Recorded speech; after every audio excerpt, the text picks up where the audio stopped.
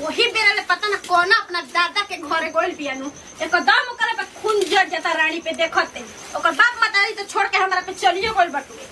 आवे दराणो के एकदम झोटा नोच के आ ना बेच के संपपड़ी किन के खा गनी तो हमरो नाम ना देखि ले का जने कहिया कर बियाह शादी क के भाट के ओने भेजी है सब कुछ बुझाते नहीं खे दिन रात काम करत करत मन उबिया गइल बा बुझाता कि पढ़ के कलेक्टर के हाली बढ़ जाइए एकदम भाई के नाम रोशन कर दी है चमका दी है पढ़ के चूल्हे चौकी करे के बा कलेक्टर गांव में क्यों ना बन जाइए ना बनल बा कहिए कहानी कि हमरा पुआ के लड़का से बियाह कर दो का भइल 40 साल के हो गइल बटुए त ए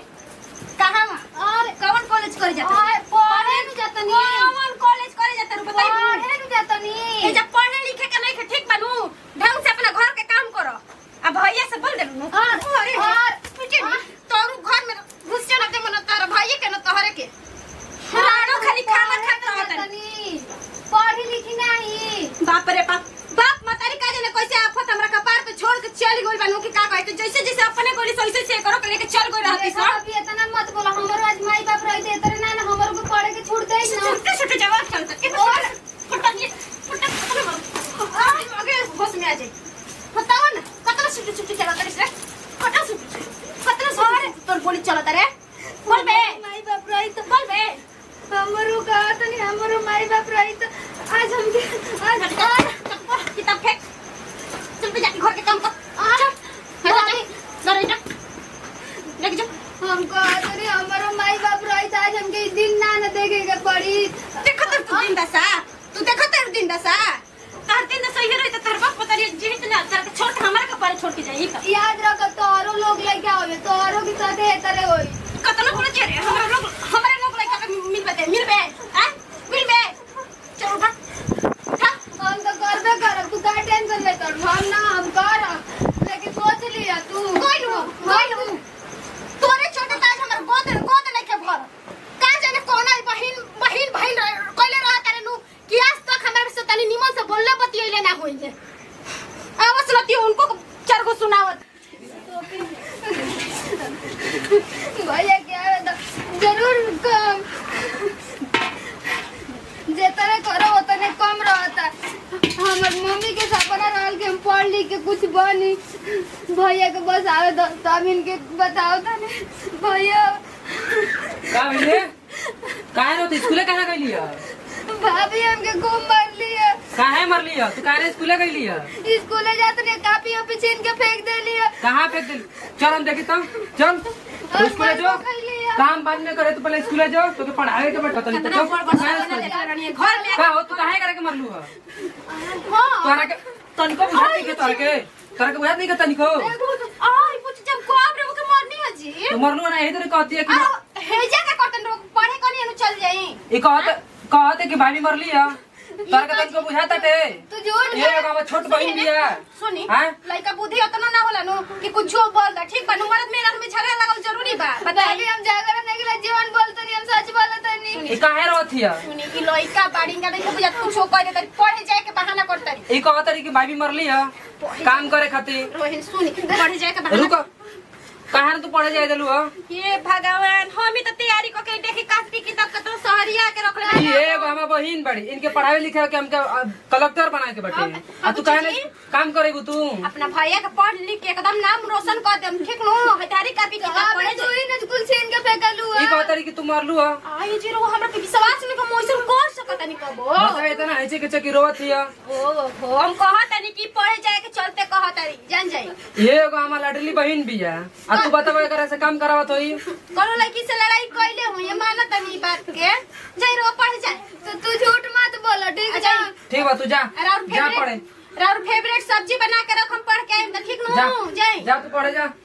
सुनी जी अतना सियाल लेकिन अतना बात ना सुनल जाला वैसे सुनो तोरा को समझ में आवत है लड़के अभी पढ़े लायक बिया के पढ़ावे के जरूरी बा ना ठीक बा पढ़ाओ लिखाओ जरूरी अब कमाई बाबू हमने का ना तू जना पानी जा ई बात क्यों मानते बंदे की कितना बढ़िया से परवरिश करे ने केहू गांव टोला ई ना कहिनो कि आज तक ले गलत नजरों से चाहे कुछ मरले पिटले हो कमी जान जाए बताओ कितना रोवत हिया मैंने देखा था कि काम करते भैंस के लेना डालत हिया अगर हम मारत पिटत हो कम तब बगल में चाची लोग के घर बा चाची जी से केहू देखले हो आज तक ले कि हम मरले हो कोई हम चाची जी से जाई पूछे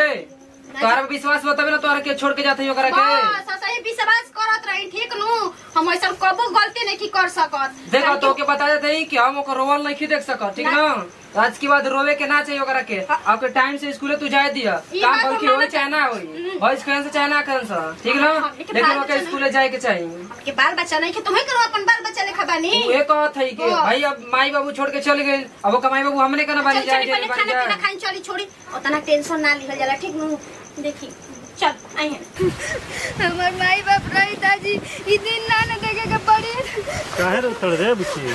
हमर भाभी बहुत हमके मारेली अब भैया के आगे शरीफ बनेली अच्छा चल तुम कहत नहीं तोर भैया ले भैया उनकरे बात के विश्वास करेले अरे ना मन है चल हमको हम कहतनु केहू के ना चलो बस मेर टेंशन मत ले बुची ठीक नु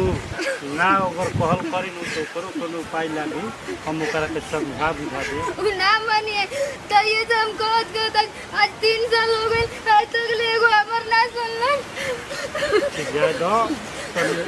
हो जाई के तनी कहलो कोन जाला ठीक नु हम उनके एकदम हर चीज करनी खाना बनावल से लेके गाय गोरु कुल बस हमर एक ही सपने में हम पढ़ के कुछ बनी हम माई बाबू के ये सपना अच्छा ज्यादा ना सोचल जाला हम ओकरा से कहम कि ऐसन ऐसन बात बा अपन मेहरारू के समझावत कानी छी मानी कहानी ना मानी तो करो उपाय बा ना मानिए चलो मनिए कहने उहे ना मनिए हम तोरा भैया लग कहत हां चलो अरे बुचिया तोरा के पढ़े भेजल रहनी है ना तो काहे लौट के अइली है तो कहत कहे लौट कैले है रोज जात रहल सियराही में ठीक है बुचिया तू घर जा मावती चल आवते बोला भैया ते अपन ढेर मेहरारू के काला में रहत रे ऐसा तो कोनो बात नहीं कि हमार में आ रहा ना करेले ना करे रे हमरा से कहते कि हम पढ़े जात नहीं तो जाए नहीं के दे हो जाई हमार रोज ऐसा तो हमार ना करले अपन लइका ने एकदम जाने ले अच्छा ठीक बा जाने ले बा बुझेले हमारा से जोन कहलस हमार फर्ज बनल तारा से कदी हल तू मान लो गलत जे करी के एक दिन एक दिन धराइए जी सही बात बाटे लेकिन हमार तो मेरा रुई ना कर सकेले अच्छा ठीक हो भैया ना करे लेनु